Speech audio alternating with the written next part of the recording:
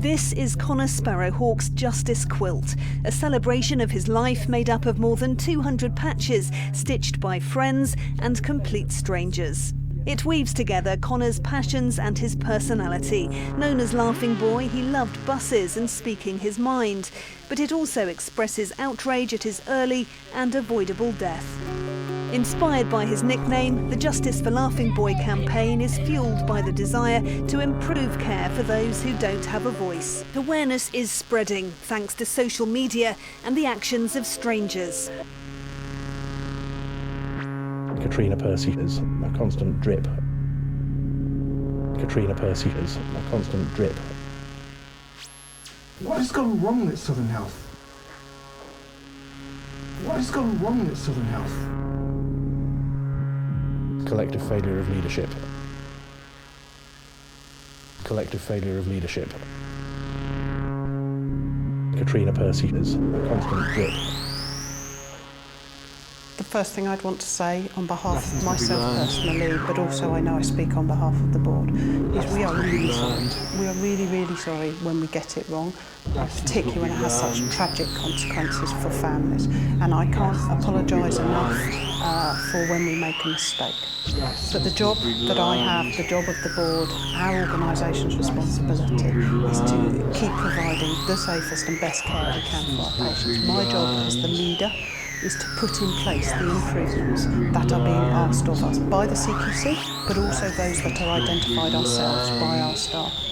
The families are already tweeting that you should resign this afternoon. My job as the Chief Executive is to make the improvements that we need to make to provide stable and consistent leadership to our staff, to our doctors and nurses who come in every day, and that's the job that I'm continuing to do.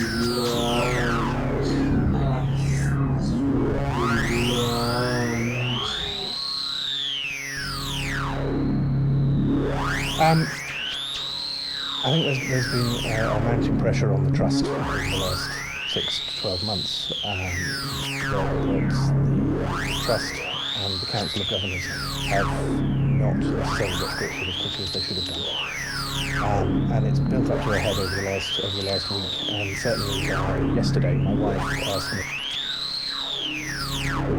if I was still proud to be a governor at Southern Health. And I couldn't say yes. So as soon as I had that realisation, there was a part of my brain that said, well, if you're not proud to do it anymore, then you shouldn't be doing it.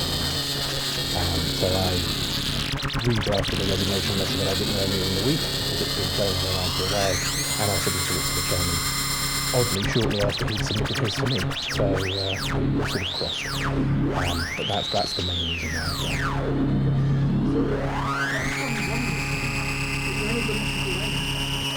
I think the phrase that's being used a lot is collective failure of leadership, and I think that there has been a collective weakness of leadership. I don't know that it's necessarily a failure. That might be setting it a little too high. But I think that the board have in sincerity they've tried to put things right, and I think they really have tried. I don't think they've done it fast enough. I don't think they've gone far enough, and I think that's been borne out today in the CQC report. And I think that the Council of Governors haven't been as proactive as they ought to have been over the last 3 or 4 years, really, in holding that board to account for its actions or inactions. And there seems to be a persistent collective inertia that builds up that means that we never seem able to move beyond the problems that we've got, but we don't seem to be able to fix them. And I'm still saying we because I'm not used to not being we yet. But I think that's where it's gone wrong. I think that the trust's done what public sector bodies tend to do, and it's not necessarily been disingenuous. It's just not been as immediately forthcoming with things as it ought to have been.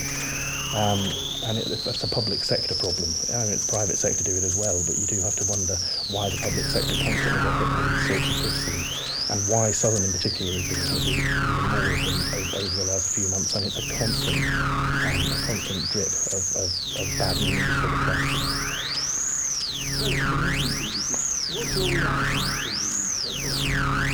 I'm bitterly disappointed. I'm disappointed that the CQC haven't been able to see that the trust has been improving, because I was under the impression that the trust already intended to improve. I do note that they say that the trust has made some improvements, but it's not firing up or fast enough, which is probably an idea as well. And I think that I'm starting to wonder, and this is perhaps slightly controversial, I'm starting to wonder whether the regulators, CQC and NHS Improvement, have realised that they could have been more proactive over the last couple of years as well, and they are now pushing hard by way of maybe diverting attention from the fact that they haven't done what they could have done before as well. That's not to detract from the fact that the trust should have done more and could have done more. But you do have to wonder whether it's just a collective failure of leadership at the trust, or whether there's also a collective failure of regulation outside of the trust. And I think people from the trust, from Monitor, NHS Improvement and the CQC need to take a very hard look at what they've done. And the commissioners, the Oxfordshire commissioners, the County Council and the CCG need to look at their approach over the last few years as well. So,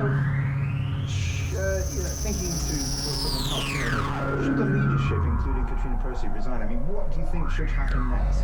I think it would be an incredibly bad thing if the whole leadership of the trust went. There's an institutional memory there of everything that has gone wrong, and if the whole board were to go, or if too many of the senior people on the board were to go, however strongly people may feel about that, and however strongly I might personally feel about it, it would mean that new people coming in would have a huge learning curve before they could actually fix anything. So I think that probably the best approach would be that there needs to be some new blood brought into the board to monitor, to push, to scrutinise, to make sure that the board do get the changes through. I think, as I've said, the board have in good faith tried. They just haven't tried hard enough. And I think that's where the weakness is. So whether Katrina Percy should resign or not is a matter for her, and I don't have an opinion on that.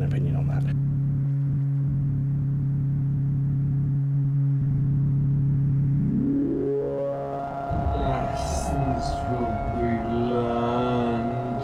Lessons will be learned. Lessons will be learned. Lessons will be learned. Katrina Percy is a constant drip. Katrina Percy is a constant drip. CQC report on Southern Health. Your reaction to that, first of all? Well, first of all, I think it's really important in our system that we have an independent organisation like CQC that looks at CQC released a damning report on Southern Health. Your reaction to that, first of all? Well, first of all, I think it's really important in our system that we have an independent organisation like the CQC that looks at these problems.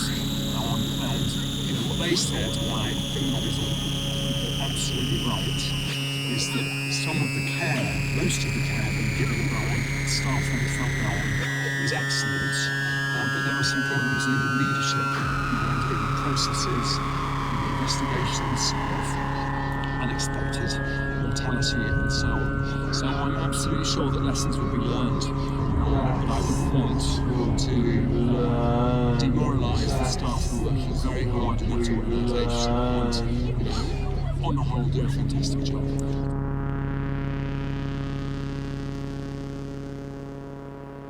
Katrina Percy is a constant drip.